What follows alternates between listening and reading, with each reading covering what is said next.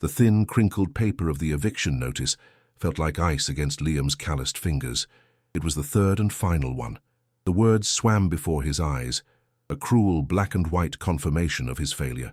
He stood in the middle of the cramped, dusty apartment, the air thick with the smell of stale cigarette smoke from the neighbors and the faint, sweet scent of decay from the plumbing.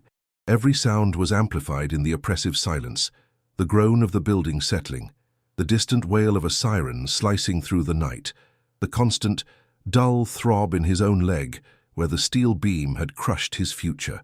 He limped to the small kitchen table, the uneven gait a permanent reminder of the accident. He emptied his pockets, smoothing out the worn bills and adding the scattered coins.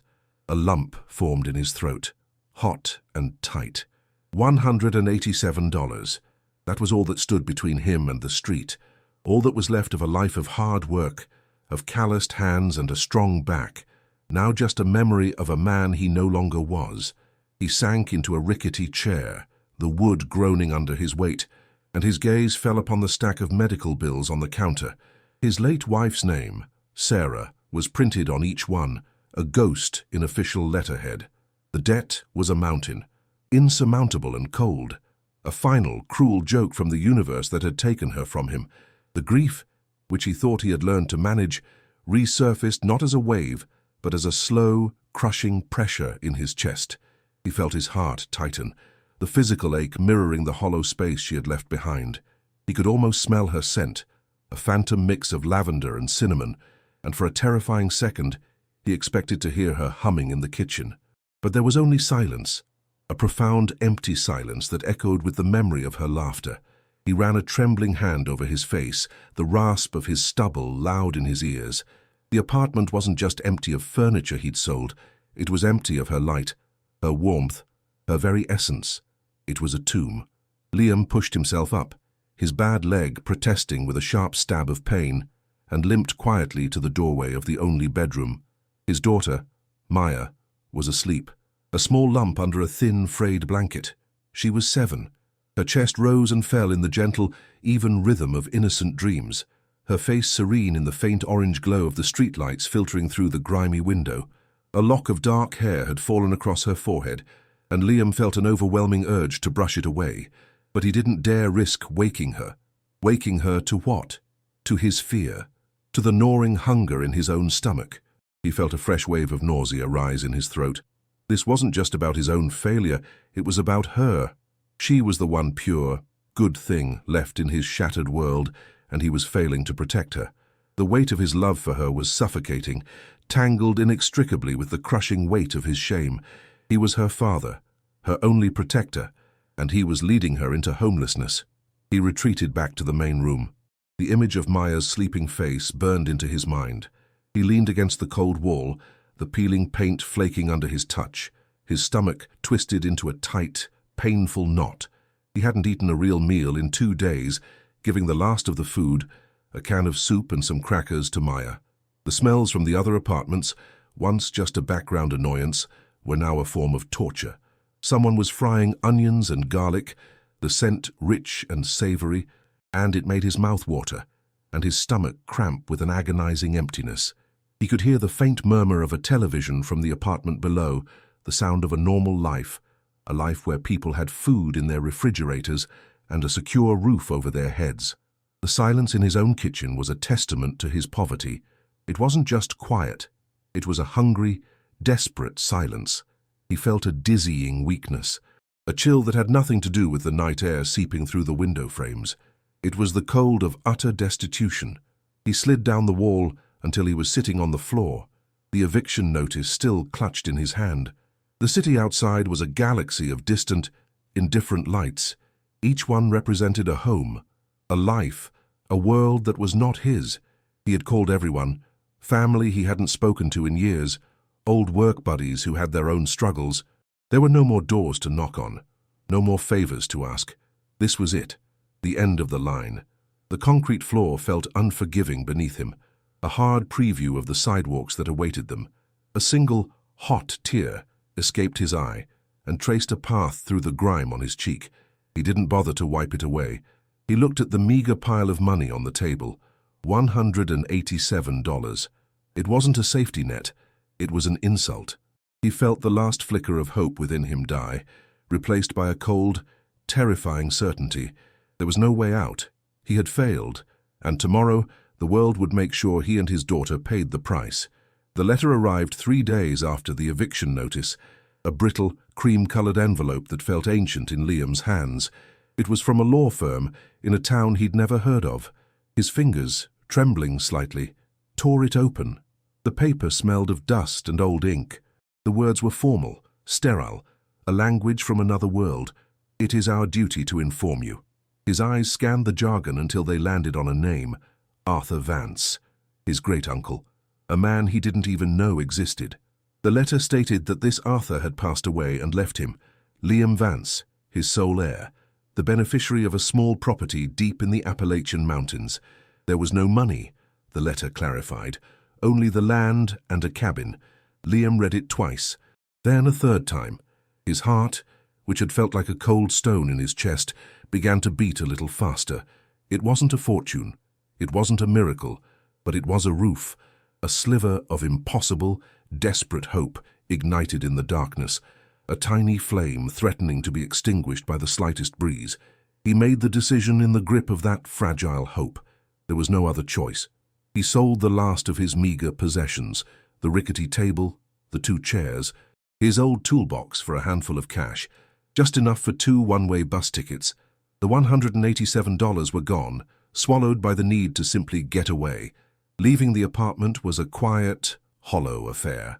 He held Maya's small hand as he locked the door for the last time, the click of the bolt echoing like a gunshot in the silent hallway. Maya looked back at the door, her expression a confusing mix of sadness and the nervous excitement of an unexpected trip. Liam felt a pang of guilt, sharp as a knife.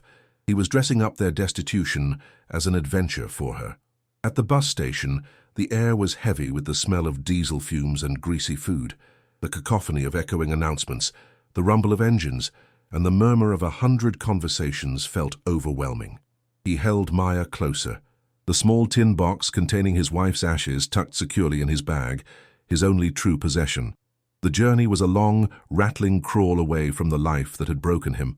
The bus groaned and hissed, its vibrations traveling from the floor, up his bad leg, and settling deep into his bones as a profound exhaustion.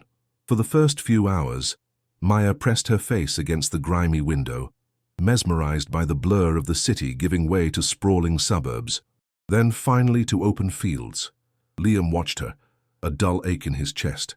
He tried to feel a sense of release, of leaving his failure behind, but all he felt was a gnawing anxiety. What if the cabin was a lie? What if the letter was some cruel mistake? He could feel the cold weight of his wife's ashes in his bag, a constant physical reminder of all he had lost. He closed his eyes. The rhythmic thump-thump of the tires on the asphalt, a monotonous drumbeat counting down to either salvation or an even deeper circle of hell.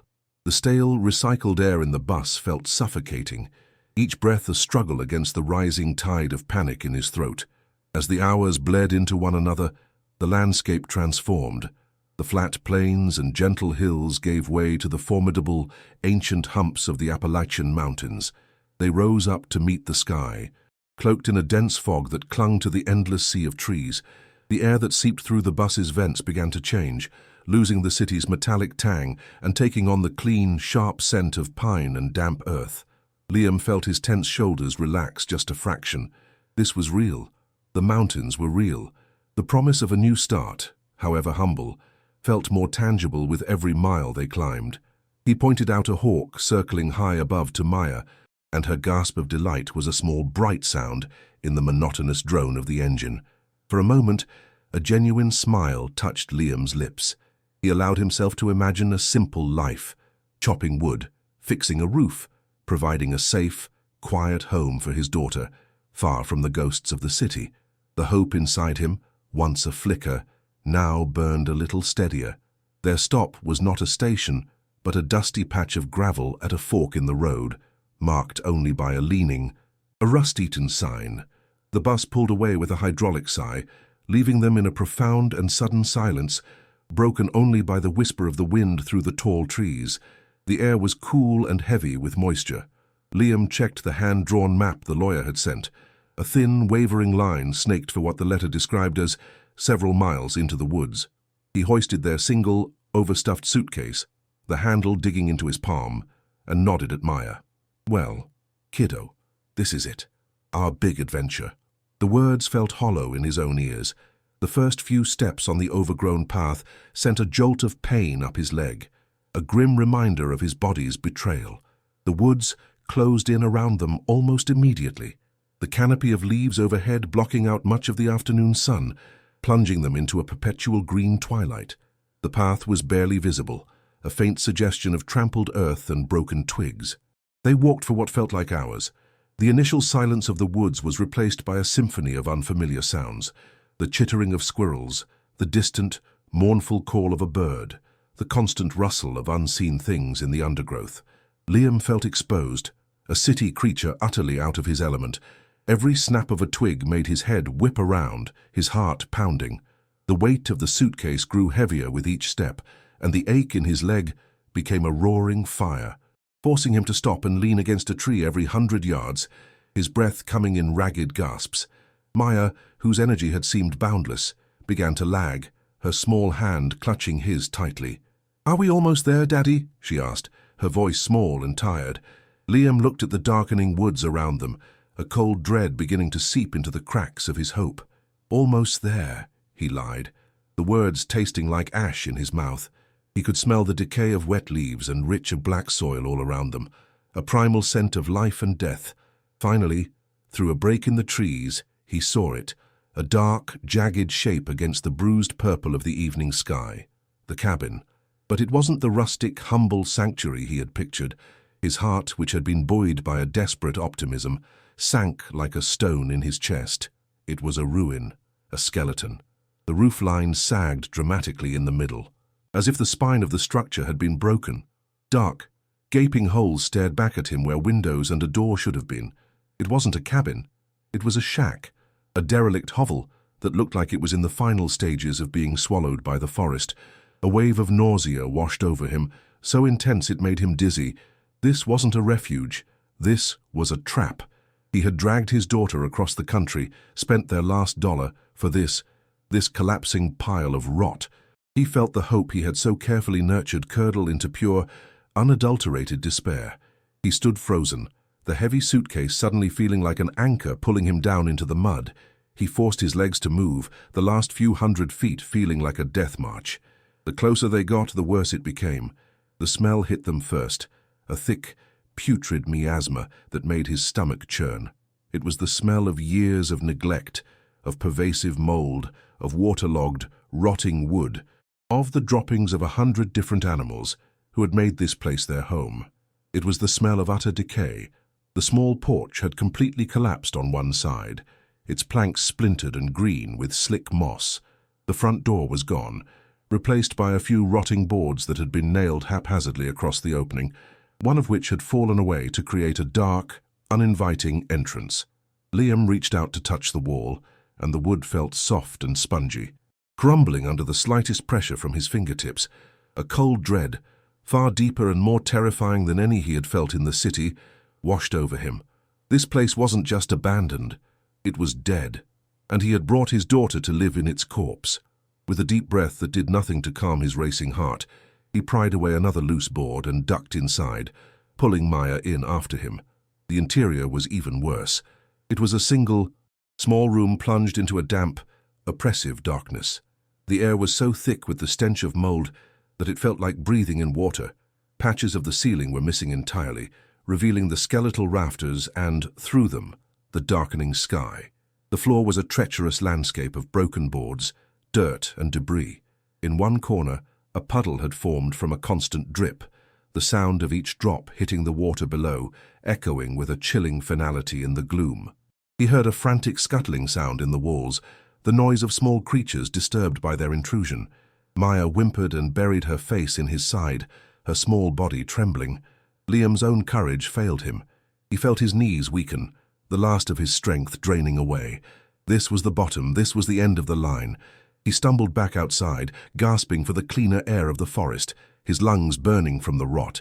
He saw the source of the water, a rusted, ancient-looking hand pump sticking out of the ground a few feet from the cabin. He gripped the cold, corroded handle and pushed down with all his weight. It groaned in protest, a long, scraping sound of metal on metal, but no water came out. It was dry. Of course it was dry. No electricity, no running water, a roof that was more hole than shelter, and miles from anywhere or anyone. He felt a hysterical laugh bubble up in his throat, a sound of pure madness. He had escaped the prison of his apartment, only to lock himself and his daughter in a far worse one. A prison of isolation, of filth, of impossible hardship. He looked down at Maya, who was now crying silently, her small face streaked with dirt, her eyes wide with a fear that mirrored his own. The fragile hope he had carried all this way shattered into a million pieces, leaving behind an emptiness so vast and cold it threatened to swallow him whole. The first night was a descent into a special kind of hell, colder and damper than any city street. Liam and Maya huddled together on the driest patch of floor they could find, wrapped in their single, thin blanket. The darkness in the cabin was absolute, a thick, suffocating blackness that seemed to swallow the very air. Every sound was magnified into a threat. The slow, rhythmic plink, plink, plink of water dripping from the ceiling into the puddle in the corner was a form of water torture, a constant reminder of the decay surrounding them. Outside, the wind howled through the gaps in the walls, a mournful, ghostly sound that made Maya press herself tighter against him, her small body trembling. Liam could hear the frantic scuttling of unseen creatures in the walls and under the floorboards, rats or squirrels. It didn't matter. They were intruders in a space that had long ago been surrendered to nature. He held his daughter close, the sharp bones of her shoulders pressing into his arm, and felt a despair so profound it was a physical weight, crushing the air from his lungs. The damp cold seeped into his bones, making his bad leg throb with a deep, relentless ache. Sleep did not come easily. Liam drifted in and out of a restless, shivering state, his senses on high alert. The musty air, thick with the smell of wet earth and rot, felt heavy in his lungs, making each breath a conscious effort. He could feel the uneven, splintered wood of the floorboards through the thin blanket, a constant, uncomfortable reality. In his brief moments of near sleep, his mind replayed their journey, the rumble of the bus, the hollow click of their old apartment door locking for the last time. He saw his wife, Sarah's face, smiling in a memory, then fading into the oppressive darkness of the cabin.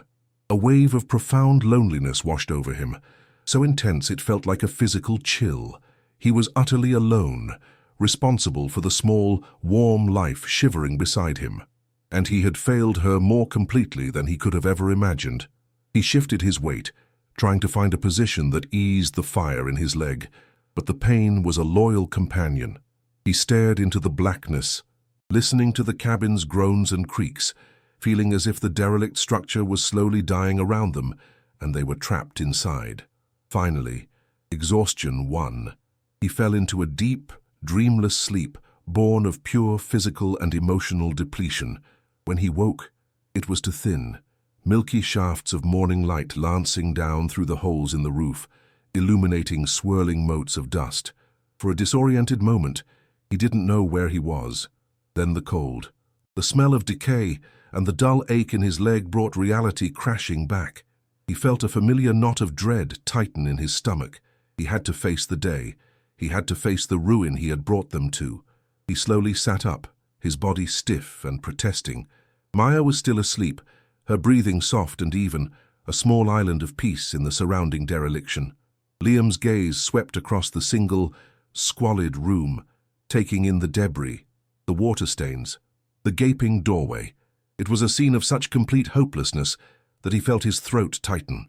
The despair he had felt the night before returned, heavy and suffocating. This was his life now. This was their home. The thought was a physical blow, knocking the wind out of him and leaving him hollow. Then he saw it, and the world, for a moment, stopped. In the corner of the room stood a single, dilapidated wooden chair, the only piece of furniture left in the cabin. Last night, he had thrown their dirty clothes, his own worn shirt and jeans, Maya's small travel-stained dress, into a heap on the floor beside it. Now, that same pile of clothes was sitting on the seat of the chair. But it wasn't a heap. The clothes were perfectly, immaculately folded. His shirt was a neat rectangle, the sleeves tucked in. Maya's dress was laid on top, its tiny creases smoothed out. Liam stared, his mind refusing to process what his eyes were seeing. It was impossible. He hadn't done it. Maya was still asleep. A sudden, sharp prickle of fear ran up his spine, cold and electric. The silence of the cabin was no longer empty. It was watchful. He felt the unnerving sensation of being observed, his every move scrutinized by an unseen presence. The air grew thick with a tension that was entirely new. A layer of the uncanny laid over the foundation of his misery. He pushed himself to his feet, his bad leg forgotten, and limped cautiously towards the chair. His heart was hammering against his ribs, a frantic drumbeat in the quiet room. He stood over the clothes, half expecting them to vanish like a mirage. They remained.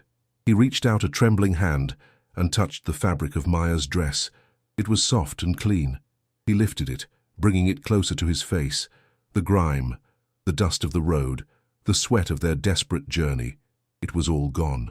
The cotton felt fresh, and it carried a faint, almost imperceptible scent. It wasn't the chemical smell of modern laundry soap, but something cleaner, more natural, like lavender dried in the sun, or the clean scent of wind after a rainstorm.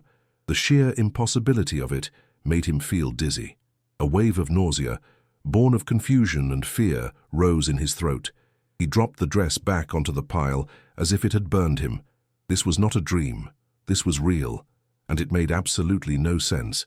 His rational mind scrambled for an explanation, a foothold in the crumbling logic of his situation. A person. Someone must have come in during the night. The thought sent a fresh jolt of fear through him, this time for Maya's safety. He spun around, his eyes darting to the boarded-up doorway.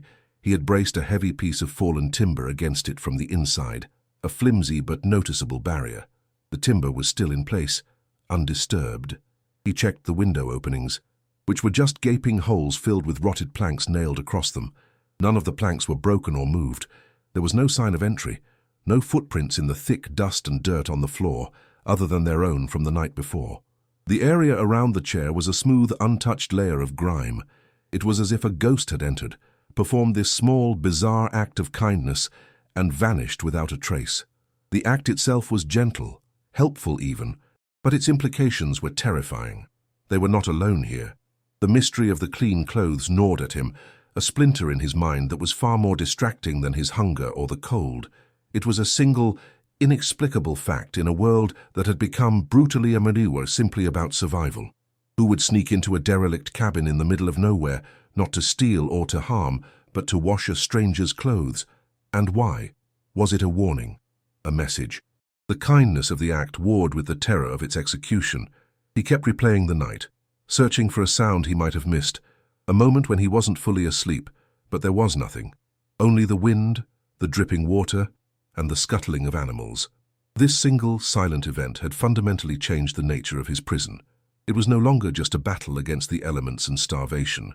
Now, there was an unknown variable, an invisible intelligence watching them from the deep woods. His fear was no longer simple. It was now complex, laced with a profound and unsettling curiosity that he couldn't ignore. His gaze was drawn back to the chair, as if it held the answer. It was the only object in the room that seemed to have a purpose, a focal point for the impossible event. It was an old, simple piece of furniture, made of dark wood, its surface scarred with age. He had barely given it a second glance before. Now it seemed significant, a silent witness. He gently lifted the folded clothes and set them on a relatively clean patch of floor. Then, he grabbed the back of the chair and pulled it away from the wall. The legs scraped loudly against the floorboards, the sound echoing in the still air. Crouching down, the pain in his leg a sharp, stabbing reminder of his physical limitations. He examined the floor where the chair had been sitting. The dust was thick, just like everywhere else. He almost gave up, ready to dismiss the whole thing as a hallucination born of stress and hunger. But then, his eye caught something. A line. A faint, almost invisible seam in the wood that didn't match the natural gaps between the planks. His breath caught in his throat. He leaned closer, his nose inches from the floor. The smell of dust and old wood filling his senses. It was a patch, A rectangular section of the floor, roughly 3 feet by 4, was made of a different wood. The color was subtly lighter, the grain straighter, less warped than the surrounding planks. It was a masterful piece of carpentry, designed to be overlooked, and he never would have seen it if his attention hadn't been so intensely focused on this specific spot. A surge of adrenaline, hot and powerful, coursed through him, momentarily erasing his exhaustion and fear. This was it. This had to be the answer. The clothes on the chair were a sign, a deliberate marker pointing him to this exact spot. The person, or whatever it was, hadn't just washed their clothes, they had left him a clue. A key to a lock he didn't even know existed. His mind raced, the mystery deepening, pulling him forward. He ran his fingers over the edges of the patch. The seams were tight, seamless. There was no handle, no ring, no visible way to lift it. He pressed down on one corner, then another, hoping to find a loose board or a hidden spring mechanism. Nothing. The section felt as solid as the rest of the floor. Frustration began to bubble up inside him. The answer was right here, inches away, but he couldn't reach it. He thought of his toolbox, the one he'd sold for a pittance to buy their bus tickets. The irony was a bitter pill in his mouth. The tools of his old life, of a capable man, were exactly what he needed now. He refused to be defeated. He stood up, his eyes scanning the chaotic mess of the cabin, searching for anything he could use as a lever. His gaze landed on a piece of rusted metal, a thick, flat bar that might have once been part of an old wood-burning stove. It was heavy, solid. It would have to do. He grabbed the metal bar, its surface cold and rough against his skin. Kneeling again, he jammed the flattened end into the tightest seam he could find. He put all his weight into it, his muscles straining. The old wood groaned in protest, a sound that seemed to echo his own pained grunt. The metal bar bent slightly under the pressure. For a moment, nothing happened, and he felt a wave of despair. But he couldn't stop. He was too close. He repositioned the bar, found a better angle, and heaved again, this time with a raw, desperate cry. There was a sharp, splintering crack that made him flinch. The edge of one of the planks lifted, just a fraction of an inch. It was enough. Hope, fierce and wild, surged through him. He worked the bar into the new opening, adrenaline giving him a strength he didn't know he possessed. With one final, powerful wrench, the entire patched section of flooring gave way, lifting up on unseen hinges to reveal a square of perfect, impenetrable darkness below. A rush of air washed over his face as the trapdoor opened. It was cool and utterly devoid of the cabin's damp, musty stench. Instead, it carried a clean, dry smell, the ancient scent of stone, packed earth, and old paper. It was the smell of a place sealed off from time, a pocket of preservation hidden beneath the decay. He peered into the black maw, his heart pounding a frantic rhythm against his ribs. He could just make out the top of a set of stone steps descending into the unknown. A shiver, completely unrelated to the cold, traveled down his spine. This was a place built to hide something, to protect it. It was deliberate, and it was old. The sheer intentionality of it was staggering. While the cabin above had been left to rot, this space below had been engineered to last. He had stumbled upon the cabin's true secret, a secret so important that someone had devised an elaborate, silent riddle to lead him to it. The mystery was no longer just about clean clothes. It was about what lay waiting in the darkness below. He needed a light. The shafts of sunlight from the roof were too weak to penetrate the gloom of the cellar. His eyes scanned the debris again, this time with a renewed sense of purpose.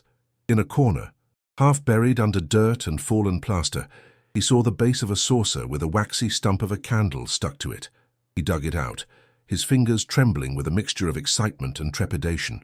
He still had a few matches left in his pocket, saved from the city. With a flick of his thumb, a small, precious flame sputtered to life. He carefully lit the candle, the tiny flame flickering wildly in the drafts of the cabin. Shielding it with a cupped hand, he turned back to the opening in the floor.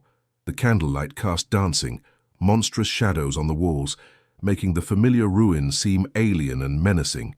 He took a deep, steadying breath, the scent of melting wax sharp in his nostrils, and began his descent. The stone steps were steep and narrow, worn smooth in the center from years of use. He moved slowly, his bad leg making each step a deliberate, painful process. The air grew cooler and drier with each foot he descended. The sound of the dripping water and the howling wind from the cabin above faded away, replaced by a profound and heavy silence.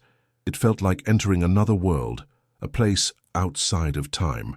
The candlelight flickered, throwing his own elongated shadow onto the stone wall beside him. He felt a primal fear, the instinctive dread of entering a dark, enclosed space. But his curiosity was stronger. The questions burned in his mind, propelling him downward. Who built this? What were they hiding? And what did it have to do with him? He reached the bottom, his boots landing softly on a floor of hard-packed earth. He held the candle high, the small flame pushing back the immense darkness. He was standing in a small chamber-like room, no bigger than a walk-in closet. But it was a marvel of hidden construction. The walls were lined with large, expertly fitted stones, their surfaces cool and dry to the touch. There were no cracks, no signs of moisture. The floor was perfectly level.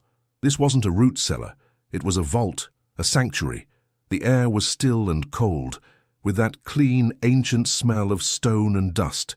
It was the silence of a library or a tomb, but it didn't feel menacing. It felt sacred, a space designed with immense care to protect whatever it held. In the center of the room, sitting directly on the earthen floor, was a single object. It was a large tin box like an old military footlocker, its dark green paint faded and scratched with age. Two heavy, formidable latches secured its lid. A lump formed in Liam's throat. This was it, the heart of the mystery, the reason for the hidden stairs, the secret door, the strange, silent message of the laundry. He placed the candle on a small, natural ledge in the stone wall, the flame stabilizing in the still air. He knelt before the tin box, his knees cracking in the silence. It seemed to hum with a latent energy, the weight of the years it had spent waiting in the dark. He reached out and ran his fingers over the cold metal surface. The latches were stiff, but not rusted shut. The dry air of the cellar had preserved them. His hands, clumsy with anticipation and a touch of fear, fumbled with the first latch. It resisted for a moment, then sprang open with a loud, metallic click that echoed sharply in the small chamber. He moved to the second latch. It gave way with another satisfying clack. The box was unlocked. He paused, his hands hovering over the lid. For a heartbeat, he was afraid to open it. Whatever was inside had been hidden with purpose and desperation. Opening it felt like a transgression, an irreversible step into a story that wasn't his. But it was his now. The letter of inheritance, the ruinous cabin, the cryptic clue. It had all led him here. He took a deep breath, the cool, dry air filling his lungs, and lifted the heavy lid. It groaned on its hinges, the sound of a long-held secret finally being released. The first thing that hit him was the smell. It was a powerful, intoxicating aroma of old leather and dry, acidic paper. It was the smell of a forgotten archive, of history itself. He lifted the candle from its ledge and held it over the open box, peering inside. His eyes, expecting the glint of gold or the sparkle of jewels, were met with something far more mundane and yet infinitely more intriguing. The box was not filled with treasure. It was filled with paper. It was packed to the very brim with leather-bound books and thick stacks of documents tied neatly with faded twine. A deep, gut-wrenching disappointment washed over him for a brief second, the desperate hope for a financial miracle dying instantly. But it was quickly replaced by a deeper, more profound curiosity. This wasn't wealth, this was information, and information he was beginning to suspect could be far more valuable and far more dangerous. He carefully lifted out the top item. It was a journal, its dark brown leather cover worn smooth at the edges from countless hours of handling. The spine was embossed with a single, faded number, 1. It felt heavy and important in his hands. He set it aside and reached back into the box. Beneath the journals were the bundles of documents. He picked up the first one, the twine brittle under his fingers. He gently untied it, the string crumbling into dust. He unrolled the top document. It was an official land deed, the paper thick and fibrous, the ink a faded sepia. The legal language was archaic, but the names and boundaries were clear. He saw the name Arthur Vance signed at the bottom, his great-uncle's signature. He scanned the document, realizing it was the deed not just for the small plot the cabin sat on, but for a much larger, surrounding tract of land. These were the original claims, the foundational proof of ownership. He set the deeds aside and picked up another bundle. This one contained a series of rolled-up maps. He carefully unrolled the largest one on the floor, the paper crackling in protest. It was a detailed geological survey, a complex web of topographical lines, mineral symbols, and handwritten notations. His eyes were immediately drawn to a heavily annotated section in the center of the map. A small, hand-drawn square was marked Cabin. Radiating out from that spot, deep beneath the surface, as was a massive formation, meticulously charted and labeled with chemical symbols he didn't recognize. The entire formation was circled in red ink, and next to it, a single, stark word was written in the same precise script as the journal: priceless. A cold knot formed in his stomach. His great-uncle hadn't just been a recluse, he had been a geologist, and he had found something of immense value right under this very floor. The next bundle he opened contained a collection of old yellowed newspaper clippings. The paper was so brittle it threatened to disintegrate in his hands. He held one up to the candlelight, the flame making the old print flicker. The headline was stark and grim, leaping out at him from the page. Tragedy at Black Creek Mine. 12 men lost in catastrophic collapse. The date below the headline was from the autumn of 1974. He quickly scanned the article. It described a sudden, unexpected tunnel failure, a freak accident that had trapped and killed a dozen local miners. The company, Abernathy Mining, expressed its deepest regrets. An icy dread, sharp and penetrating, crawled up his spine. The mine, the valuable minerals, the dead men, it felt like the disparate pieces of a horrifying puzzle were beginning to snap together in the darkness of the cellar. This was no random collection of papers. This was the narrative of a crime. He turned his attention back to the first journal. The leather cover felt cool and smooth in his trembling hands. He opened it to a page somewhere in the middle. The handwriting was a small, tight, incredibly precise script, every letter perfectly formed. It was a daily log, filled with geological observations, weather notes, and something else, a growing, palpable sense of paranoia. His eyes fell on a single entry. Abernathy's men came by again today. Same offer, same veiled threats. They know what's under this land. They can smell the money, but they don't know that I know what they did at Black Creek. Liam's blood ran cold. He slammed the journal shut, the sound unnaturally loud in the silence. The truth hit him with the force of a physical blow. The mine collapse wasn't an accident. The minerals under his feet weren't just valuable, they were the motive for mass murder. And his great-uncle, Arthur Vance, had spent the rest of his life guarding the proof. He sat back on his heels, the flickering candlelight casting a halo of light around the open tin box. The whole world had shifted on its axis in the last hour. The mystery of the clean laundry, which had seemed so paramount, now felt like a trivial breadcrumb on a path leading to something immense and terrifying. The strange kindness of the act was explained. It was a test, a signal from an unknown party, guiding him to this inheritance of truth. His great-uncle hadn't left him a cabin. He had left him a mission. He hadn't bequeathed him land. He had bequeathed him a weapon, forged from paper and ink and hidden in the dark for nearly half a century. The full weight of the discovery pressed down on him, heavier than any physical burden. The despair of his poverty and homelessness was suddenly replaced by a new, more complex kind of fear. He was no longer just a victim of circumstance. He was now a player in a very old, very dangerous game.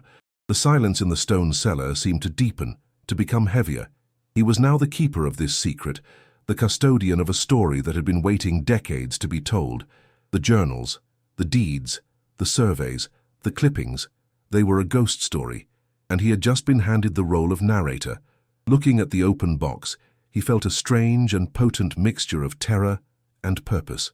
The path ahead was no longer about simply finding food or patching a roof. It was about justice for 12 dead men and their families. It was about confronting the architects of that accident. The questions that had plagued him since arriving, how will we survive, were replaced by new, far more dangerous ones. What do I do with this knowledge? Who can I trust? And what will the people who killed to keep this secret buried do to a lone man and his young daughter when they find out he has unearthed it? He carefully began placing the items back into the tin box. The geological surveys, the brittle newspaper clippings, the original land deeds. Each document felt heavier now, imbued with the weight of the lives they represented. He handled them with a reverence he didn't know he possessed, a duty of care passed down to him through time and stone. This wasn't just paper, it was the last will and testament of 12 murdered men. It was his great-uncle's life's work, his solitary penance and his hope for eventual justice. Liam understood now that the inheritance wasn't the collapsing shack above, but this indestructible vault below. The true value wasn't in the minerals buried in the earth, but in the truth buried in this box. The chill he felt had nothing to do with the temperature of the cellar. It was the cold realization that by opening this lid, he had painted a target on his own back. With the contents secured, he closed the heavy tin lid. The sound echoed the finality of a closing coffin, but he wasn't sure if he was burying the secret again or burying his old, simple life. He pushed the latches closed, the twin clicks, sealing the truth back inside its metal tomb. For now, he stood up, his body aching, and took the candle from the wall. As he ascended the stone steps, the darkness of the cellar gave way to the grey, dusty light of the cabin. The sounds of the world returned, the wind, the dripping water, but they sounded different now. The cabin was no longer just a symbol of his failure, it was a fortress. It was the hiding place for a secret that could bring down powerful men. He gently lowered the trapdoor back into place, the patch of newer wood fitting perfectly, invisibly, into the surrounding floor. He nudged the old chair back into its original position, covering the seam. To anyone else, the room would look exactly as it had before. But for Liam, everything had changed. The reading began. Liam couldn't rest. Sleep was a distant country he could no longer visit. With Maya breathing softly in the corner, a fragile pocket of peace in the decaying cabin, he carefully retrieved the trapdoor and lifted out just one journal, the one marked 1E. He couldn't risk leaving the cellar open. Back in the gloom of the main room, he lit the last candle stub, the tiny flame a beacon against the oppressive darkness. The air was cold, carrying the damp scent of rot, but Liam barely noticed. He felt a different kind of chill, one that originated deep in his gut. His hands trembled as he opened the leather-bound book. The paper was dry and brittle, and the crisp sound of him turning the first page was like a gunshot in the profound silence. The script was tiny, precise, the disciplined hand of an academic, not a hermit. His heart hammered against his ribs, a frantic rhythm against the slow drip, drip, drip of water in the corner. He was about to read a dead man's confession, a story of a crime that had been silent for almost 40 years, and the sheer weight of it felt like a physical pressure building in the room. The first entries were mundane, filled with geological jargon and sketches of rock strata. Liam skimmed through weeks of observations, the meticulous logging of a man obsessed with his work. Then, the tone began to shift. The scientific detachment gave way to a barely concealed excitement. "I've confirmed it," Arthur Vance had written, the ink slightly darker on this page, as if pressed with more force. "The seam is richer and more extensive than any of the initial surveys suggested. A king's ransom of rare earth minerals, lanthanum, cerium, neodymium, the building blocks of the future, right here beneath this forgotten patch of dirt. Abernathy has no idea of the true scale. His company owns the surrounding claims, but the heart of the mother lode, the richest concentration, is directly beneath this cabin. He thinks he's chasing coal. He is a fool, blind to the real treasure." Liam felt a jolt of adrenaline, a strange mix of fear and awe. This wasn't just valuable, it was strategically priceless. The words on the page seemed to vibrate with a dangerous energy, a secret that demanded to be kept hidden from the world. Liam's fingers, stained with dirt, traced the spidery script.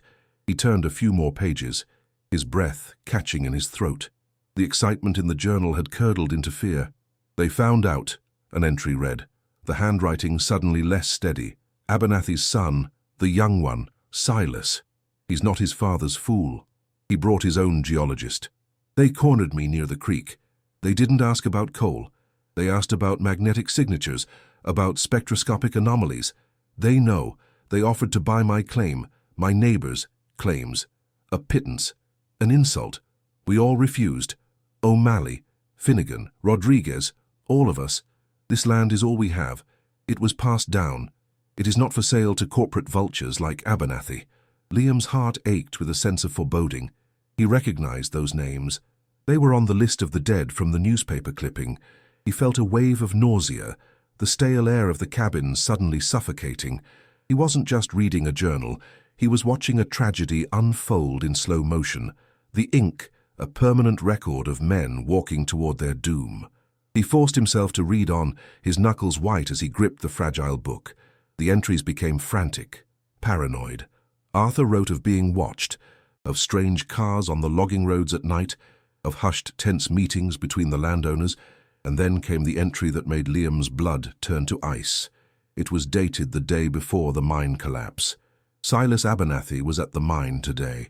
He sent the foreman home and personally oversaw the placement of the final support charges.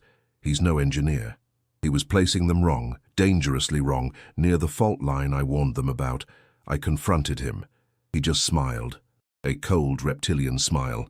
He said, "Sometimes progress requires clearing away obstacles, Mr. Vance, geological and otherwise." It was a threat. No, it was a death sentence. He's going to do it. He's going to murder them all for this land. The words hung in the air. A spectral confession. It wasn't an accident. It wasn't negligence. It was premeditated mass murder, orchestrated by a smiling man in a suit for a patch of mountain dirt. Liam slammed the journal shut, a cloud of ancient dust puffing into the candlelight. His whole body was trembling. A violent, uncontrollable shudder. The silence of the cabin pressed in on him, filled with the ghosts of 12 murdered men. Arthur Vance's words had reached across the decades and handed him the horrifying truth. The person who had washed their clothes, the mysterious benefactor, was likely connected to this story. A guardian angel keeping watch over the evidence. This cabin, this ruin, wasn't just a shelter. It was a monument, a tombstone for a dozen families destroyed by corporate greed. The weight of the secret felt immense, a physical pressure on his chest that made it hard to breathe. He felt a surge of cold, hard rage, an emotion he hadn't felt in years. It was a clean, pure fury on behalf of his great-uncle, on behalf of the dead miners. He clutched the journal to his chest, its sharp corners digging into his skin. He was the keeper of the flame now. The thought was both terrifying and electrifying. Suddenly, a new sound cut through the night, alien and intrusive. It was a low, powerful rumble, completely out of place in the symphony of wind and creaking wood. An engine, not a sputtering pickup truck or a farm tractor, but something smooth, heavy, and expensive. The sound grew steadily closer, the deep thrum vibrating through the floorboards and up Liam's bad leg. A cold, immediate dread seized him. No one came out here. The lawyer's map had made that clear. This was not a friendly visit. His mind raced, connecting the dots with terrifying speed. The journal, the secret, the timing. It couldn't be a coincidence. He scrambled, his heart pounding a frantic, panicked rhythm against his ribs. He pried up the trapdoor with a frantic burst of strength, tossed the journal back into the stone-lined darkness, and slammed the heavy door shut. He slid the rickety chair back over it, just as the rumble of the engine cut out, plunging the woods back into a sudden, expectant silence. He was too late. They were here, and his frantic movements felt loud and clumsy in the sudden quiet. Two brilliant white beams of light sliced through the gaps in the cabin wall, pinning Liam in their glare like a startled animal. He froze, shielding his eyes, his silhouette stark against the grimy back wall. He heard a car door open and close with a solid, expensive thump. The sound was followed by the crunch of polished leather shoes on gravel and damp leaves. The footsteps were slow, deliberate, and unnervingly confident. They weren't the steps of someone exploring. They were the steps of someone arriving at a destination they owned. Liam's breath hitched in his throat. He could hear Maya stir in the corner, awakened by the lights and the sudden silence. "Daddy," she whimpered, her voice small and filled with sleep and fear. "Shh, baby, it's okay," Liam whispered, his voice hoarse. He moved to stand between her and the doorway, his body a flimsy shield against the approaching menace. The footsteps stopped right outside the gaping entrance, a dark figure blocking what little moonlight there was, casting a long, imposing shadow into the room. The man who stood at the threshold was a spectre from another world. He was elderly, likely in his late 70s or early 80s, but he stood with a ramrod-straight posture that defied his age. He wore a perfectly tailored dark wool suit, immaculate despite the mud and decay surrounding him. His silver hair was neatly combed, and his face was a mask of aristocratic disdain, but it was his eyes that held Liam captive. They were pale, almost colorless, and held a chilling combination of sharp intelligence and utter ruthlessness. They flickered over the squalor of the cabin, the leaking roof, the debris-strewn floor, Liam's own ragged appearance, with a cold, dismissive appraisal. This was a man accustomed to boardrooms and mansions, a man for whom a place like this was less than a barn, and the people in it were less than livestock. Liam felt his stomach clench. He knew, with a certainty that chilled him to the bone, that he was looking at Silas Abernathy, the man from the journal, the architect of the massacre. He had stepped directly from the pages of history into their nightmare. Abernathy did not step inside. He simply stood there, one hand resting on the decaying doorframe, as if afraid to be contaminated by the poverty within. A faint, clean scent of expensive cologne and old leather cut through the cabin's musty stench, an olfactory assertion of his power. He finally spoke, his voice not loud, but carrying an unnerving resonance. It was a dry, rasping sound like stones being ground together. "Liam Vance," he said. It was not a question. "I am Silas Abernathy. My family has owned the land surrounding this property for generations. I was sorry to hear of your great-uncle's passing. He was a recluse, a troubled man." The feigned sympathy was more insulting than an open threat. Every word was carefully chosen, a piece moved on a chessboard only he could see. Liam felt a hot surge of anger, but fear was a cold hand gripping his throat, squeezing the air from his lungs. He could feel Maya trembling behind him, her small hands clutching the back of his jeans. He remained silent, his jaw tight, his eyes locked on the old man's predatory gaze. Abernathy's pale eyes swept the room again, a flicker of disgust in their depths. "I see you've fallen on hard times," he continued, his tone dripping with condescension. "This is no place to raise a child. It's an act of charity that the county hasn't condemned it already. Frankly, it's an eyesore and a liability to my own holdings." He reached into the inner pocket of his suit jacket and produced a thick, crisp envelope. He held it out, not stepping closer, forcing Liam to bridge the gap. "I am prepared to make you an offer to take this burden off your hands. For the land, $10,000, cash. More than this pile of sticks is worth. You could take that money, take your daughter and find a decent, clean apartment back in the city. A fresh start." Liam stared at the envelope. $10,000. A week ago, it would have been a miracle, a lifeline from God himself. Now, knowing what lay buried beneath his feet, it was a laughable, disgusting insult. It was the price of his silence. It was blood money, and the offer felt like a second murder. Liam's mind was a whirlwind of terror and fury. The man who murdered a dozen men for this land was now offering him a pittance to walk away from their graves. The rage inside him, hot and righteous, burned away some of his fear. He thought of his great-uncle, hiding here for decades, protecting this truth. He thought of the names from the journal: O'Malley, Finnegan, Rodriguez. He looked at the envelope in Abernathy's hand, then back into his cold, reptilian eyes. The words came out before he could stop them, low and steady. "No." The single word hung in the air, charged with a defiance that surprised even himself. It was the most dangerous word he had ever spoken. For a moment, the mask of civility on Abernathy's face slipped. A flicker of raw, predatory anger flashed in his eyes, so intense it was like a physical blow. The old man's jaw tightened, and the feigned smile vanished, replaced by a thin, bloodless line.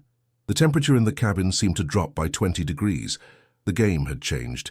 The pretense was over. Abernathy slowly withdrew the envelope, his movements precise and deliberate. He didn't seem angry now, but something far worse, coldly analytical. He looked past Liam, his gaze falling on the small, terrified shape of Maya cowering in the shadows.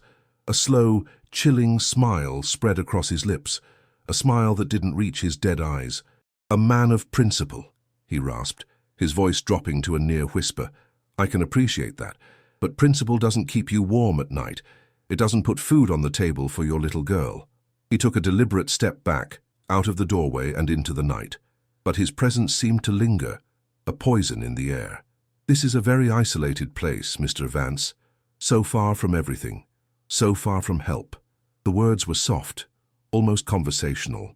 but they carried the weight of a death sentence. Liam felt a cold sweat break out on his forehead. His hand instinctively went behind him, resting on Maya's shoulder, a futile gesture of protection. His heart was a trapped bird, beating itself bloody against the cage of his ribs. "Old cabins like this," Abernathy continued, his voice a disembodied rasp from the darkness just beyond the headlights. "Glare. They're made of dry, old wood, tinder dry. It's a miracle it hasn't gone up in flames already. A stray spark from a campfire, a faulty lamp. Accidents happen all the time out here in the woods." He paused, letting the implication sink in, letting it fester in the cold night air. The threat was no longer veiled. It was laid bare, ugly and monstrous. He wasn't just threatening Liam. He was threatening to burn them alive in their sleep. The image flashed in Liam's mind, flames licking up the rotting walls, smoke filling the small space. Maya's terrified screams. A primal fear, the deepest and most powerful a parent can feel, washed over him, drowning his anger, drowning everything but the desperate, animalistic need to protect his child. He felt a wave of dizziness, his bad leg threatening to buckle beneath him. He was trapped, utterly and completely trapped with a monster at his door, whose patience had clearly run out. Abernathy's final words were a parting shot, delivered with surgical precision to inflict maximum terror. "You're a single father, a man with a limp. Your daughter, she looks so fragile." His gaze lingered on Maya for a chilling moment. It would be a tragedy if anything were to happen to her out here, all alone with no one to protect her. "Think about my offer, Mr. Vance. Think very carefully about what's best for your family's future, or lack thereof." The final 3 words were spoken with a quiet finality that left no room for interpretation. Then, as silently as he had appeared, he was gone. The crunch of his shoes faded. The solid thump of the car door echoed through the woods, followed by the powerful roar of the engine turning over. The headlights swept across the cabin one last time, then swung away, plunging them back into an even deeper, more menacing darkness. The sound of the car faded into the distance, leaving behind a silence that was thick with the residue of his threat, a promise of violence hanging in the air like a toxic fog. Liam stood trembling in the darkness, the echo of the engine still ringing in his ears. He sank to his knees, pulling Maya into a fierce, desperate hug. She was sobbing, her small body shaking uncontrollably. He held her tight, trying to absorb her fear, trying to project a strength he did not feel. The tin box buried beneath their feet was no longer just a collection of old papers. It was a bomb. It was the key to justice for a dozen murdered men, but it was also a death warrant for him and his daughter. Abernathy would not ask again. The next visit would not be a conversation. It would be fire, or something worse. He was caught in an impossible vice. If he used the evidence, he would bring a powerful, ruthless killer down on their heads. If he destroyed it or ran, he would be letting a monster win. He looked down at his daughter's tear-streaked face in the faint moonlight, her life resting entirely in his hands. What would you do in Liam's place? Would you run, taking the chance to disappear and protect your child above all else? Or would you stay and fight for justice, risking everything you have left for a truth that could get you both killed? The silence Abernathy left behind was a living thing, a malevolent presence that seeped into the rotting wood and settled like a shroud over the cabin. Liam knelt on the filthy floor, his arms wrapped around Maya, who was no longer crying but shaking in silent, convulsive tremors. He could feel the frantic beat of her small heart against his own chest, a terrifyingly fragile rhythm. Abernathy's threat echoed in his mind, each word a shard of ice in his veins. Accidents happen. A stray spark. She looked so fragile. The images the words conjured were so vivid, so horrific, that a wave of pure, undiluted terror washed over him, leaving him breathless and cold. He squeezed his eyes shut, but the vision of fire, of smoke, of Maya's face contorted in fear, was burned onto the inside of his eyelids. The weight of the tin box beneath the floorboards was no longer a symbol of potential justice. It was a millstone, dragging them down into a dark, violent abyss from which there was no escape. This was his fault. He had opened the box. He rocked Maya gently, whispering reassurances that sounded like lies in his own ears. "It's okay, baby. We're okay. Daddy's here." But his voice was a raw, strained whisper, and his body was rigid with a tension that belied his soothing words. He was acutely aware of every sensation. the rough denim of his jeans digging into his knees, the sharp, splintered edge of a floorboard under his hand, the musty, cloying smell of decay that now mingled with the sour scent of his own fear sweat. He was a cornered animal, his instincts screaming at him to run, to flee into the darkness of the woods. But where would they go? Abernathy's power felt absolute, his reach limitless. The $10,000 he'd offered felt like a distant, impossible dream from another lifetime. Now, the only currency that mattered was survival. His fury from moments before had been extinguished, doused by the cold, practical reality of his daughter's safety. He felt a profound and crushing helplessness, the same feeling he'd had staring at the eviction notice, but magnified 1,000 times. Just as the silence stretched to its breaking point, a new sound emerged, so soft and unexpected it barely registered, a gentle rap, rap, rap. It wasn't the arrogant crunch of expensive shoes or the menacing slam of a car door. It was the sound of knuckles on wood, hesitant but firm, coming from the back wall of the cabin, not the front entrance. Liam froze, every muscle tensing. His mind, conditioned by the recent terror, immediately screamed, "Trap!" Was this another of Abernathy's games? A new psychological torment designed to break him? He held his breath, straining to hear over the frantic pounding of his own heart. The sound came again, rap, rap, rap, patient and deliberate. It lacked malice. It was an invitation, not a demand. Slowly, cautiously, he quieted Maya with a gentle hand on her back and rose to his feet, his bad leg trembling with the effort. He moved toward the back wall, his body a shield in front of his daughter, every nerve ending tingling with a mixture of profound fear and a desperate, fledgling curiosity. Through a wide crack between two warped planks, he saw her. A figure stood in the faint moonlight, a small, stooped silhouette against the dark tapestry of the forest. It was a woman, ancient and frail-looking, wrapped in a thick, patched shawl. A halo of wiry white hair escaped from under the wool, glowing faintly in the gloom. Her face was a roadmap of wrinkles, a testament to a long and difficult life, but her eyes, even from a distance, seemed to possess a sharp, intelligent light. She wasn't looking at the crack he was peering through, but at the cabin as a whole. Her expression one of deep, sorrowful contemplation. In one hand she held a small, unlit lantern. There was no menace in her posture, only a quiet, resolute stillness. Liam felt his fear begin to recede, replaced by a profound sense of confusion. Who was this woman, appearing like a ghost from the woods in the dead of night, just moments after a monster had departed? She was another piece of the puzzle, another impossible event in this place of secrets and shadows. She seemed to sense his presence, her head turning slowly until her gaze met his through the crack. She offered a small, sad smile, a gesture of profound empathy that disarmed him completely. "He's gone now," she said, her voice a low, raspy whisper, like dry leaves skittering across stone. It was a voice accustomed to the quiet of the woods, yet it carried an undeniable strength. Silas Abernathy never lingers. He likes to plant his poison and leave it to fester. She knew his name. She had been watching. Liam's mind reeled. The sheer vulnerability of his position hit him with renewed force. He and Maya were being observed from all sides, pawns in a game whose rules he was only just beginning to understand. He didn't speak, his throat tight and dry. The woman simply nodded, as if understanding his silence, and gestured with her head toward the broken front entrance of the cabin.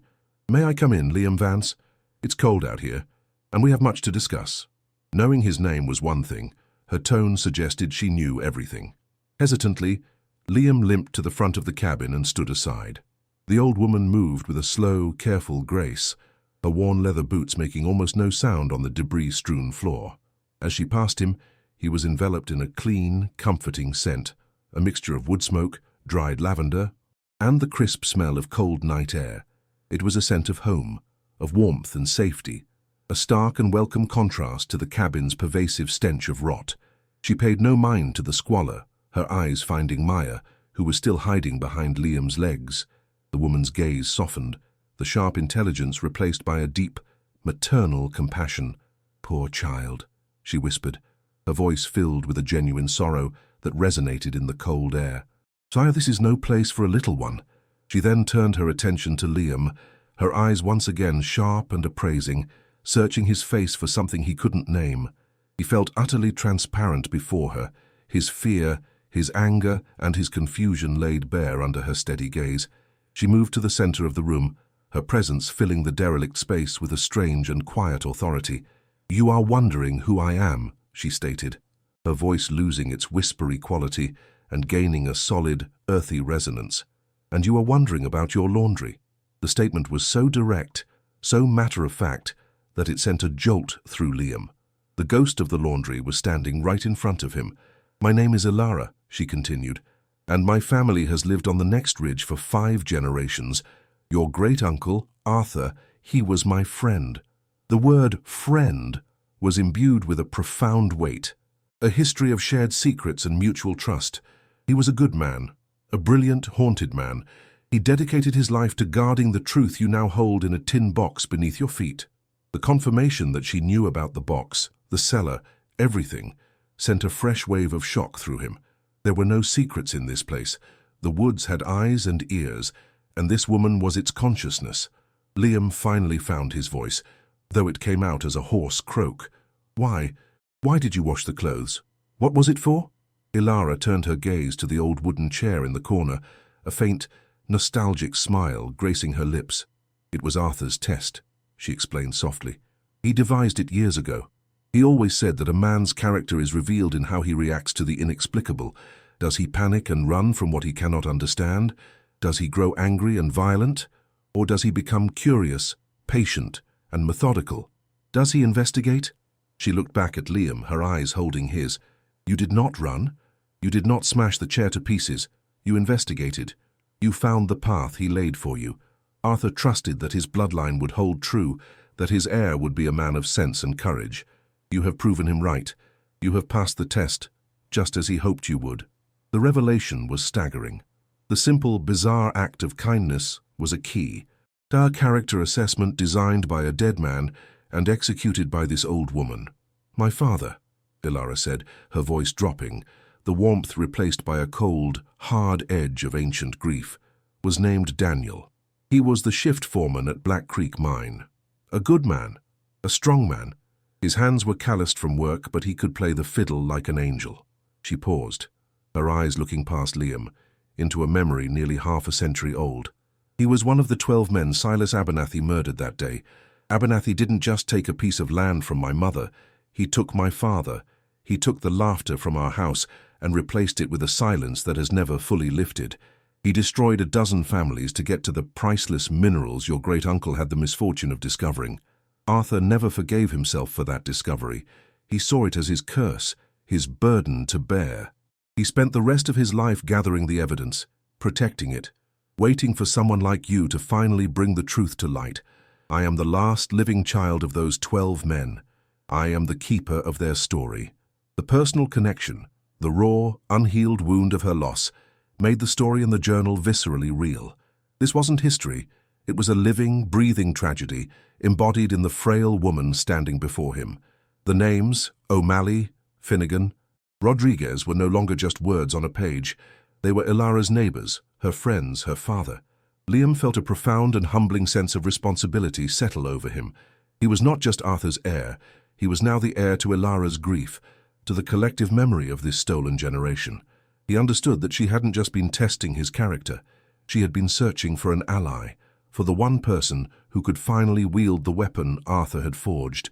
Her vigil, her long and lonely watch over this collapsing cabin, was a testament to a hope that had refused to die for 40 years. He felt the last of his suspicion towards her melt away, replaced by a deep and abiding respect for her resilience, her unwavering dedication to a justice so long delayed. Ilara's gaze sharpened again, pulling him from his thoughts. "Abernathy's offer of $10,000 is an insult," she stated, her voice laced with contempt. "Balky, he knows what lies in that box. He doesn't know the specifics, but he knows Arthur had proof. He has spent his entire life trying to find that box, to bury his father's and his own sins forever. Your arrival here has made him desperate, and a desperate Abernathy is a very dangerous animal." She stepped closer, her expression urgent. "His threat was not idle. He will be back. Tonight. Not with offers of money, but with fire and violence. He will not risk you leaving this mountain with that box. You and your daughter are loose ends he is determined to tie off permanently." The matter-of-fact way she spoke of their impending murder was more terrifying than Abernathy's veiled threats. It was a cold, hard, tactical assessment from someone who knew their enemy intimately. The clock was ticking, and Liam realized with a jolt of panic that they had already wasted precious minutes. "You cannot fight them," she said, her voice low and insistent. "Not here, not now. You must run, but you must run smart." She pointed a thin, bony finger towards the floor, at the spot where the cellar door was hidden. Arthur was a brilliant man. He planned for everything. He knew a day might come when the keeper of his secret would have to flee. "The cabin has more than one way out." Liam stared at her, his mind struggling to keep up. An escape route. The idea was a sudden, blinding flash of hope in the suffocating darkness of his despair. He had assumed they were trapped, but Arthur, the ghost in the machine, had built a path to survival. "The cellar," Elara commanded, her voice a firm, urgent whisper. "Go now. Take the box. Take your child. At the back of the cellar, behind a stack of old preservation jars, you'll find a section of the stone wall that looks different. One large, flat stone. Push on its left side. It swivels inward. It leads to an old prospector's tunnel that comes out in the woods behind my farmhouse." The final piece of the puzzle fell into place. The cellar wasn't just a vault. It was a doorway. The cabin was a fortress with a secret sally port. Arthur's meticulous, paranoid planning extended beyond just preserving the evidence. He had built a way to save the person who found it. Elara's instructions were clear, a lifeline thrown to him in a raging sea. He looked at Maya, who had fallen into a fitful but exhausted sleep at his feet, and then back at the old woman, whose presence had transformed his terror into a focused, desperate plan of action. He finally understood the depth of the trust Arthur had placed in him, and the immense courage of this woman who had kept a lonely vigil for decades. He was part of their story now, the final actor in a play set in motion long before he was born. The rage he had felt earlier returned, but it was different now, cold, sharp, and focused. It was the anger of a man who had been given not just a weapon, but a shield and a path to use it. "Abernathy's men will not be subtle," Elara warned, her hand gripping his arm with surprising strength. The touch was both a comfort and a spur to action. "They will come in a large, loud truck. They will be looking to tear this place apart, find the box, and then burn the rest to ash with you inside it. You will not have much time." She looked towards the back of the cabin, her head cocked, listening to the sounds of the night. "I will go now, back to my home. I will watch, and I will listen. When you hear the call of the whippoorwill, 3 sharp notes, repeated twice, that will be me. It will mean they are on the mountain road, minutes away. Do not wait. Do not hesitate. When you hear that call, you move. Is that understood?" Liam could only nod, his throat too tight to speak. The bird call, a sound of the forest, would become his signal, his trigger. Elara's plan was a masterpiece of woodland knowledge and strategic foresight, born from a lifetime of watching her enemy. Elara gave his arm a final firm squeeze. "Be brave, Liam Vance. For your daughter, for my father, for all of them." With those words, she turned and slipped out of the cabin as silently as she had entered. Melting back into the darkness of the woods, the space she left behind felt cavernous and profoundly dangerous. The comforting scent of wood smoke was gone, replaced once again by the cold smell of rot and fear. He was alone again, but no longer directionless. He had a mission, a map, and a ticking clock marked by the call of a nocturnal bird. The fear was still there, a cold, hard knot in his stomach, but now it was overlaid with a new, powerful emotion, a sense of profound purpose. He was no longer just a victim, he was a courier, tasked with carrying a 40-year-old truth out of the darkness and into the light. The fate of the dead and the future of his daughter now rested entirely on his ability to follow the instructions of a ghost and a guardian angel. The waiting was the purest form of torture he had ever known. Every minute stretched into an eternity. Every gust of wind rattling the loose boards of the cabin sounded like the approach of Abernathy's thugs. Liam didn't dare light another candle. He sat in the absolute darkness, his back against the wall, the sleeping form of Maya, a warm, precious weight in his lap. He held one of her small hands in his, her fingers curled trustingly around his thumb. The feeling of her hand, so small and vulnerable, was both an anchor and a source of unbearable tension. He was listening with an intensity that was physically painful. He strained his ears to separate the normal sounds of the forest, the rustle of leaves, the distant hoot of an owl, the creak and groan of the dying cabin, from the one sound that would signal the end of his waiting. The 3 sharp notes of the whippoorwill. His entire world had shrunk to this single, anticipated sound, a simple bird call that now held the power of life and death. He ran the plan over and over in his mind, a frantic, silent rehearsal. Hear the call, grab Maya, lift the trapdoor, grab the box, get into the cellar, find the false stone, open the tunnel, run. The steps were simple, but the thought of executing them under pressure, with his bad leg and a sleeping child in his arms, made his stomach clench with anxiety. What if he wasn't fast enough? What if the stone was stuck? What if the tunnel had collapsed? 1,000 terrifying possibilities crowded his mind, each one threatening to paralyze him with fear. He forced them down, focusing instead on Ilara's calm, confident face, on the memory of her firm grip on his arm. He thought of Arthur Vance, the meticulous geologist who had planned for this very moment. He was not alone in this. He was the final link in a chain of resistance forged decades ago. The thought gave him a sliver of strength, a fragile shield against the rising tide of his panic. He just had to listen. Time ceased to have meaning. It was measured only in heartbeats, in the slow, rhythmic breaths of his sleeping daughter, and in the agonizing silence between the gusts of wind. The moon had risen higher, its pale, ghostly light filtering through the holes in the roof, creating shifting patterns of silver and black on the floor. The cabin looked like a shipwreck at the bottom of the sea, a place of profound and desolate ruin. It was hard to believe that just this morning, his greatest worry had been the impossible task of making this place livable. Now, he would give anything to have that simple, mundane problem back.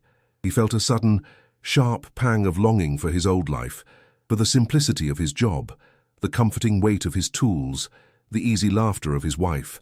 All of it was gone, stripped away until only this raw, primal moment of survival remained. He was a father, a protector, and in the next few minutes he would either succeed or fail in the only job that had ever truly mattered. Then he heard it. Whip poor Will. Whip poor Will. The sound was sharp, clear and impossibly loud in the expectant silence. It cut through the night, a blade of pure sound. It was Ilara's signal. For a terrifying second, Liam's body refused to move, his muscles locked in a state of suspended shock.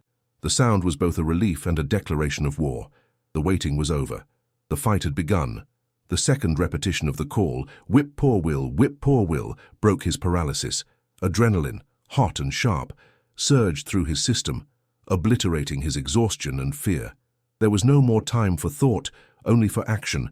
He gently, carefully, shifted Maya's sleeping form into the crook of his left arm, her head lolling against his shoulder. She stirred, murmuring softly in her sleep but did not wake. His heart ached with love and terror. He had to get her out. He had to get them both out. The plan, which had seemed so complex in the darkness, was now brutally, terrifyingly simple. As if on cue, a new sound ripped through the night, drowning out the forest's gentle symphony. It was the low, guttural roar of a heavy-duty truck engine, straining as it climbed the rough mountain track. It was much louder and more aggressive than Abernathy's luxury car, a beast of a machine built for brute force, not stealth. The sound grew rapidly, the vibrations traveling through the ground, a low, constant tremor that he could feel in the soles of his boots and the pit of his stomach. They were close, minutes away, Ilara had said. It felt like seconds. The roar was a physical presence, a wave of violence rolling towards them through the trees. Liam scrambled, his bad leg screaming in protest as he half-dragged, half-carried Maya towards the center of the room. The old wooden chair, the silent witness, seemed to mock him with its stillness. He shoved it aside, the legs screeching against the floorboards, a sound that felt as loud as a scream in the charged atmosphere. He fumbled at the edge of the trapdoor, his fingers clumsy with haste and adrenaline. He wedged his fingertips into the seam and pulled. The heavy wooden door, which had seemed so difficult to lift before, now felt impossibly heavy, an anchor holding him to this spot. He grunted with effort, putting his back into it, the muscles in his shoulders and neck screaming. The truck's engine was louder now, the sound of it echoing off the trees, seeming to come from all directions at once. He could hear the crackle and pop of its tires crushing stones and fallen branches on the path. They were here. With a final, desperate heave, the trapdoor lifted, swinging open with a groan of protest. The cool, dry air of the cellar rushed up to meet him, the scent of stone and earth a welcome reprieve from the cabin's rot. He didn't have time to find a light. He had to trust Ilara. He had to trust Arthur. He looked down into the square of perfect blackness, his heart hammering against his ribs like a trapped bird. Headlights washed over the cabin, flooding the interior with a brilliant, blinding white light that banished the shadows and exposed every detail of the squalor. The truck screeched to a halt right outside its engine idling with a deep, menacing thrum. Doors slammed open. Heavy boots hit the ground. 2 of them, maybe 3. He heard their low, guttural voices, rough and angry. There was no pretense, no conversation. This was a demolition crew. Liam wasted no more time. He carefully lowered the sleeping Maya down into the darkness of the cellar, his arms straining. Her feet touched the dirt floor below, and he let her lean against the stone wall, still mostly asleep. Then he reached into the open tin box, his hands closing around the cold leather of the journals. No, there wasn't time. He had to take it all. Grasping the 2 rope handles on the sides of the heavy box, he half lifted, half dragged it to the edge of the opening, and let it drop. It landed with a heavy, metallic thud that he was sure they must have heard. Crash! The sound of the front door being kicked in was explosive, a violent splintering of wood that echoed the shattering of Liam's last semblance of calm. He didn't wait to hear more. He swung his legs over the edge of the opening and dropped into the cellar. Landing hard, a bolt of white-hot agony shooting up his bad leg, he bit back a cry, the coppery taste of blood filling his mouth where he'd bitten his tongue. The sounds from above were a cacophony of destruction. Heavy footsteps stomped across the floorboards. Furniture, the one rickety chair, was thrown against a wall, splintering into pieces. Angry, frustrated shouts echoed down into the darkness. "It's not here," one voice yelled. "Abernathy said it'd be here. Tear the damn place apart."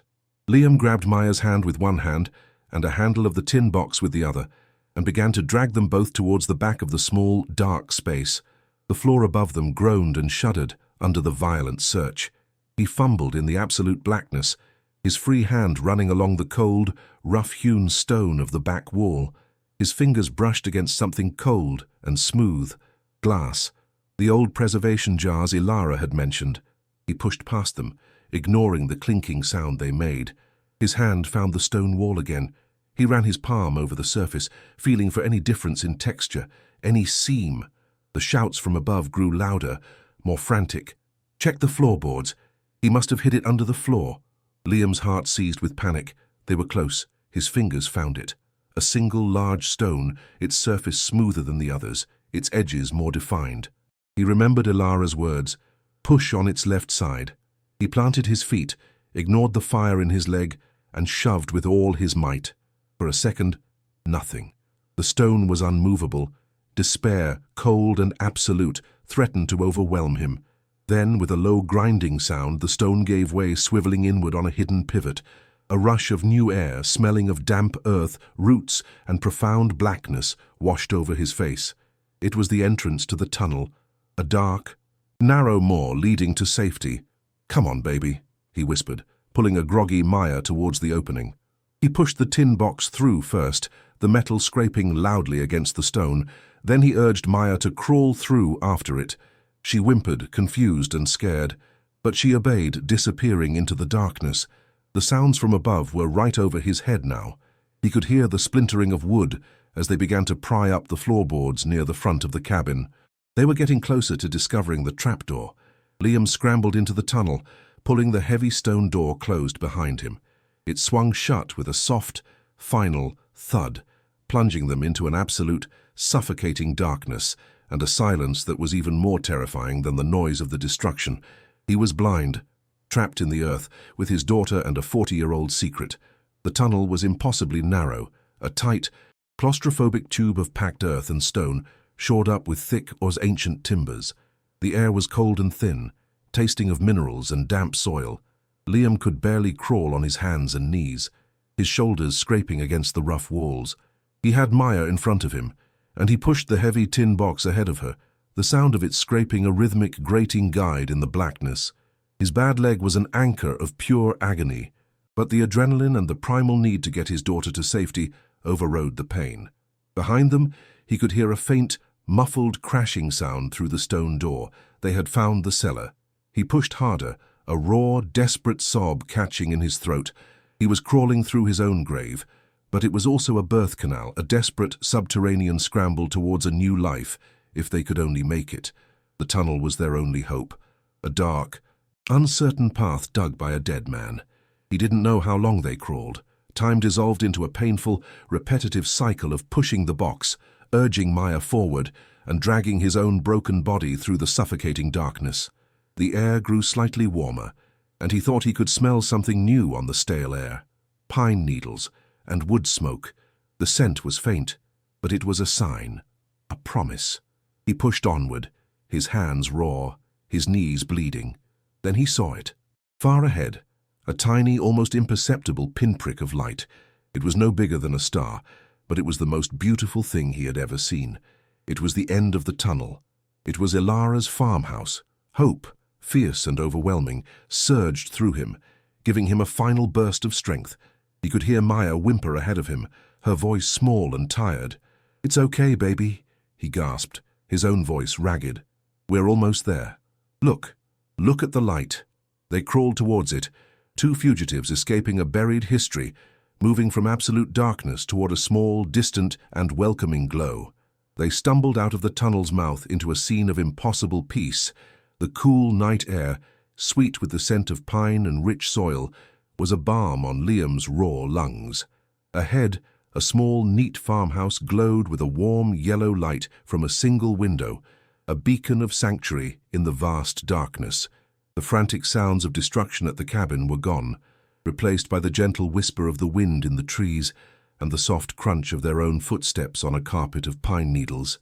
Ilara was waiting for them on the porch, a silhouette of quiet strength, a steaming mug in her hands.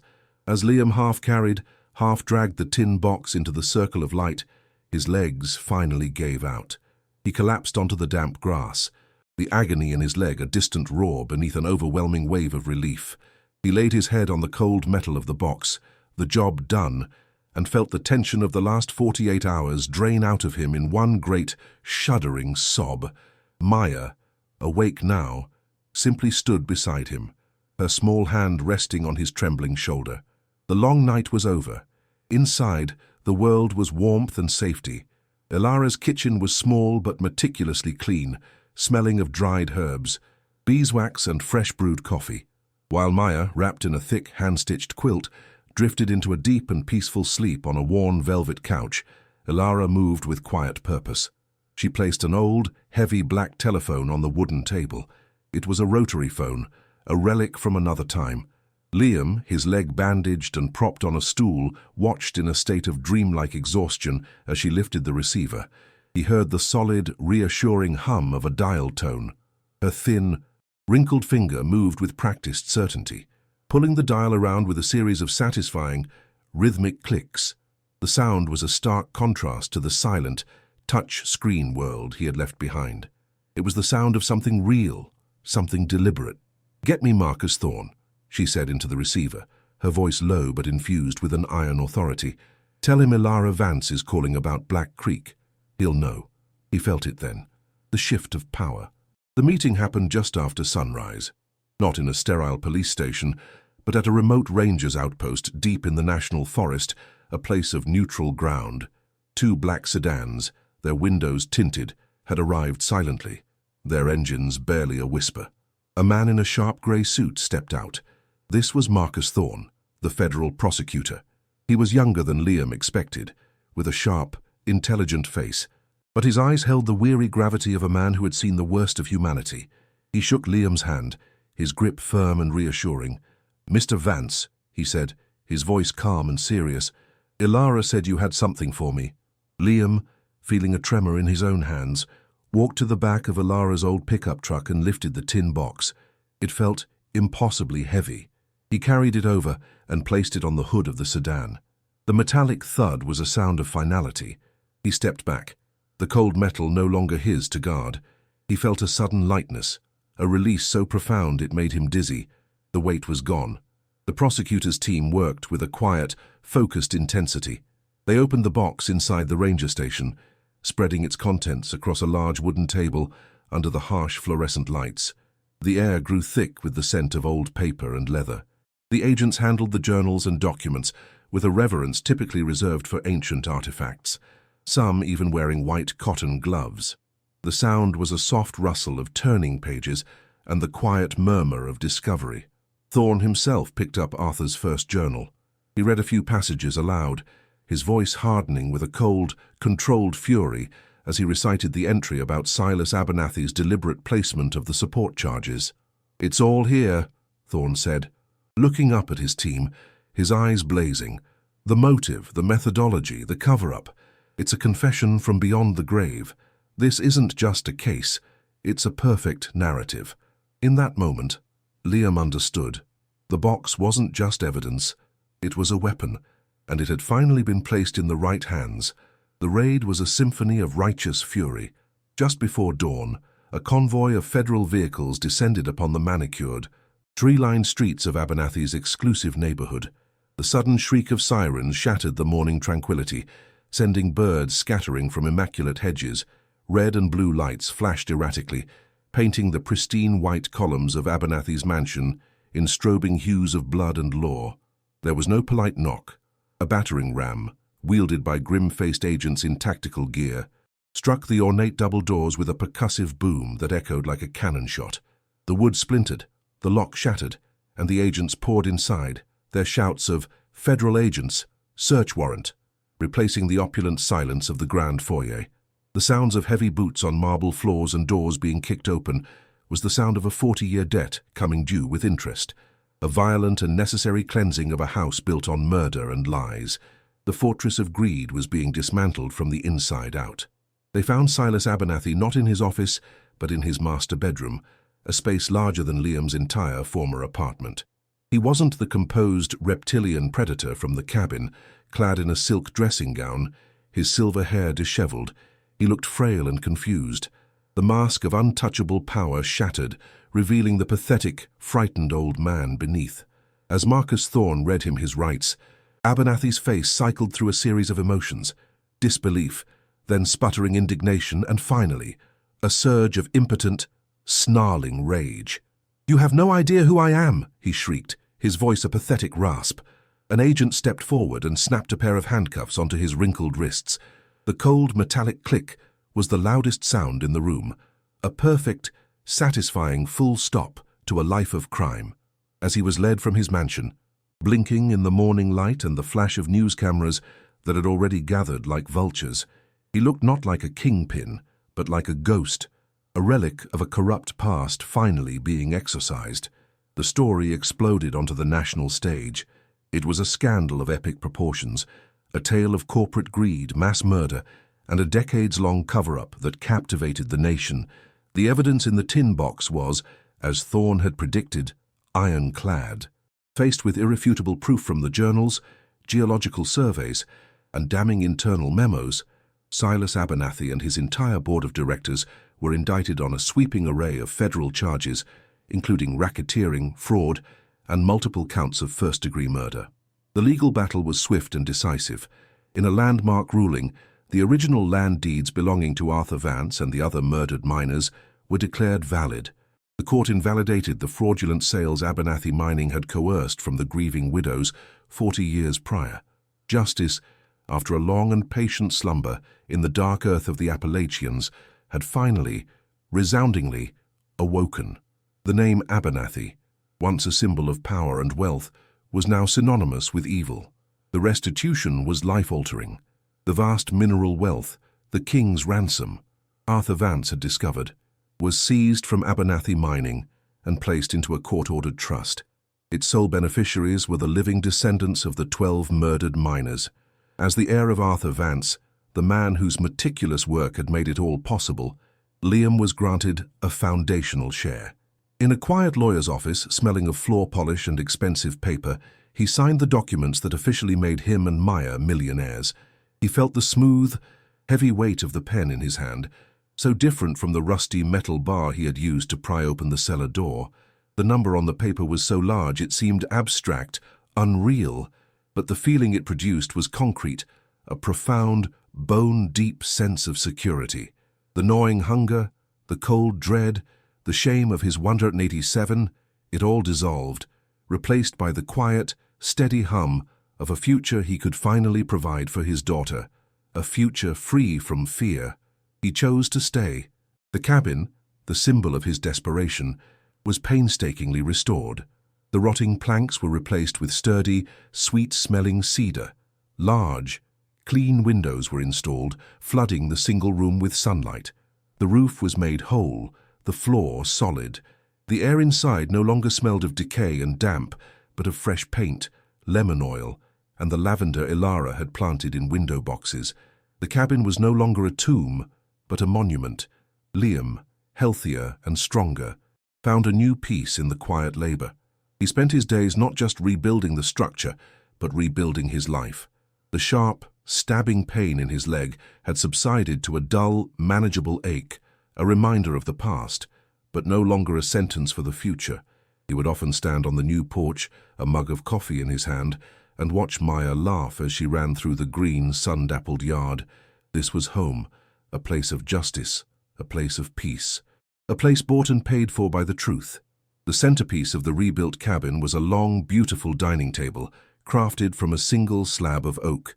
One cool autumn evening, a year after their flight through the tunnel, Liam sat at its head, serving a feast.